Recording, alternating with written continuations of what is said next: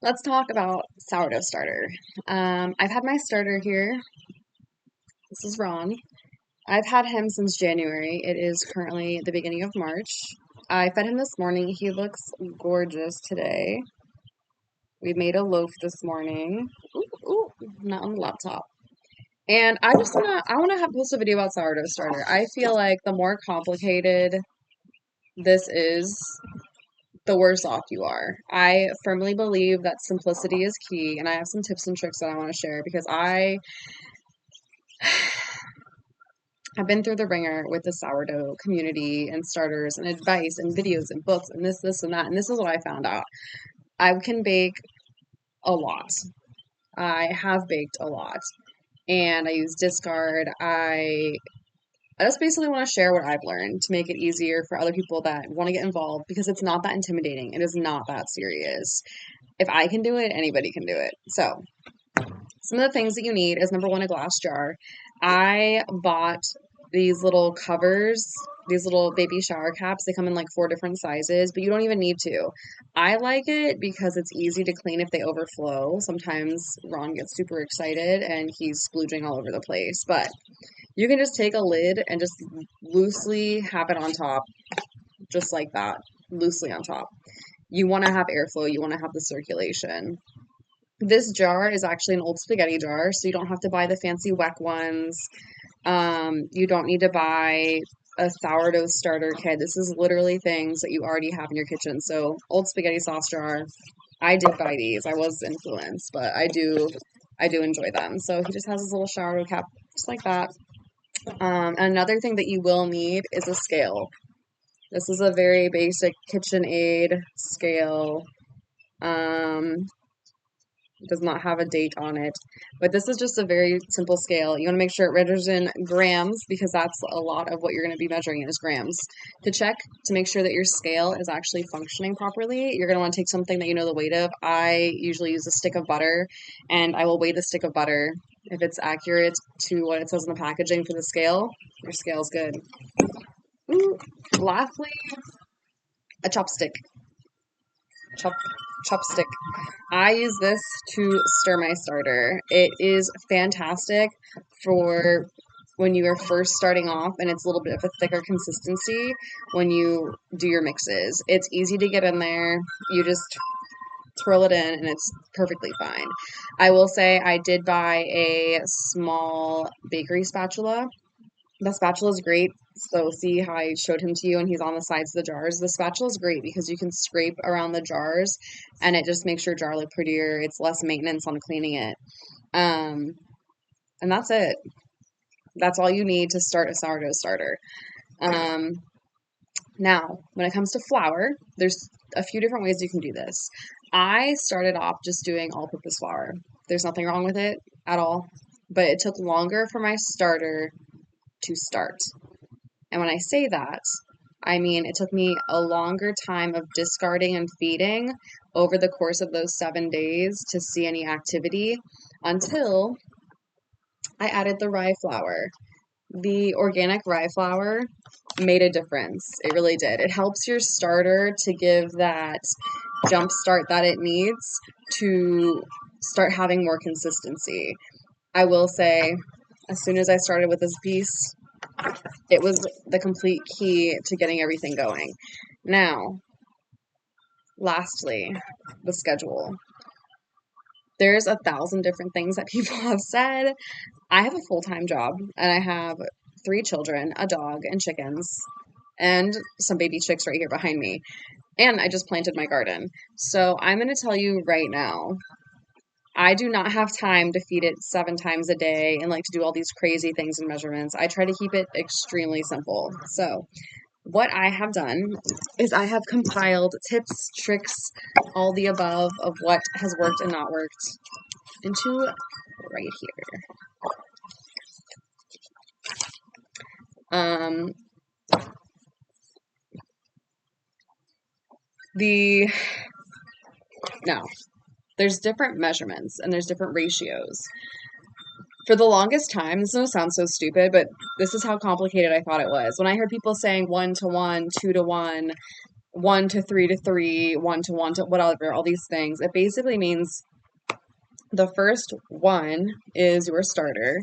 So if your starter is 35 grams and you do a 1 to 1 to 1, it's 35 grams of starter, 35 grams of flour, and then 35 grams of water. That is a 1 to 1 to 1. So if you're doing a 1 to 2 to 2, 1 for your starter, 50 grams, 2 would be 100 grams of the flour, and then the third 2 would be 100 grams of water. You're basically just multiplying your ratios across from whatever your starter is starting out with. If that made sense, great. If it didn't make sense, I understand, but that's how my brain understands it. So the feeding schedule when you first start your starter is you will do a 1 to 1 to 1. Now, what that looks like can be different for everybody. Like I said, my sourdough starter did not take off until I actually started utilizing the rye flour, incorporating that with my all-purpose flour. So I did, for the very first thing, I did 50 grams of rye, 50 grams of all-purpose flour, and then 125 grams of water. And you're saying, Ariana, that's not 1 to 1 to 1. Yeah, I know. I know. That's just what I did to start because it needed to be a little bit more wet. Because when I first mixed it that first time, you're just mixing flour and water. There's no culture, there's no bacteria, there is no starter per se. So there's nothing consuming and making this concoction more liquidy by whatever sort of science happens in that jar. On day 2, you will discard. That's the important thing too. That was very frustrating for me to understand at first is when you have sourdough discard, you feel like you're wasting a bunch. I just want to tell you, yeah, it's going to be hard to throw that away, especially when you're super excited to make bread or bake literally anything. But just stick to it. You can't, I did try and failed to keep starter and just add more flour and water on the couple, I think it was like on day 4. And it was a terrible idea. It started to smell weird. There's too much bacteria in it, so you actually need to refresh your starter, which is discarding and replacing. So on day 2, I did 75 grams of carryover. So I had 2 jars and then to make it the easiest way possible, 2 jars, one into the other, 75 grams. Then I did 50 grams of rye, 50 grams of white, like all purpose, and then 115 grams of water. Like I said, this is just to start my starter. The 1 to 1 to 1 will make sense later. And then I did the same thing on day 3. On day 4, I did the same. Day 5, I did the same. Day 6, I did the same. So we're still doing 75 grams of carryover, 50 grams of rye, 50 grams of white, and 115 grams of water. At this point in time, I started to notice around day 7, which is supposed to be a week, a consistent rise and fall. And I noticed that instead of it being like a thick pancake mix when I was going to discard, it was much more watery, which is what you want. And then when you notice on your jar, that's why it's important to use like a glass one so you can see what's happening, the activity. The level would be here, but she would do a consistent rise and fall. So you can kind of see the streak marks on the jar. So even though I was at work or doing whatever, I could look at my jar and know, okay, there is activity here. So the phrase ripe, a lot of people will use that phrase too in the sourdough community. You want to use a ripe starter.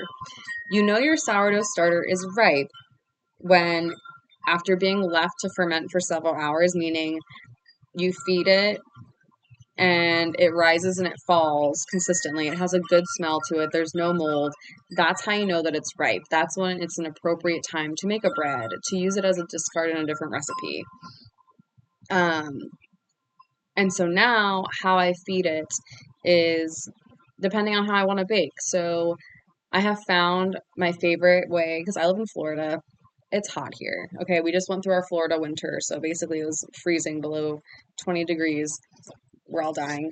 But now that it's hot again, I just leave it on the counter in a window, and I will feed it in a 1 to 1 to 1 ratio. So I'll start off with like 35 grams, because usually what happens when I bake is I will use the entire jar. I'll tip it over to make a loaf of bread. The entire jar is gone, and whatever's left in there is around 35 grams. So I'll do 35 grams of all-purpose flour, and then 35 grams of water if I'm just doing like a simple recipe, if I'm not trying to use it. Because she has gotten to the point, his name is Ron and it's a he, but it's a she, whatever. So I will only do all-purpose flour now because she has built a good base.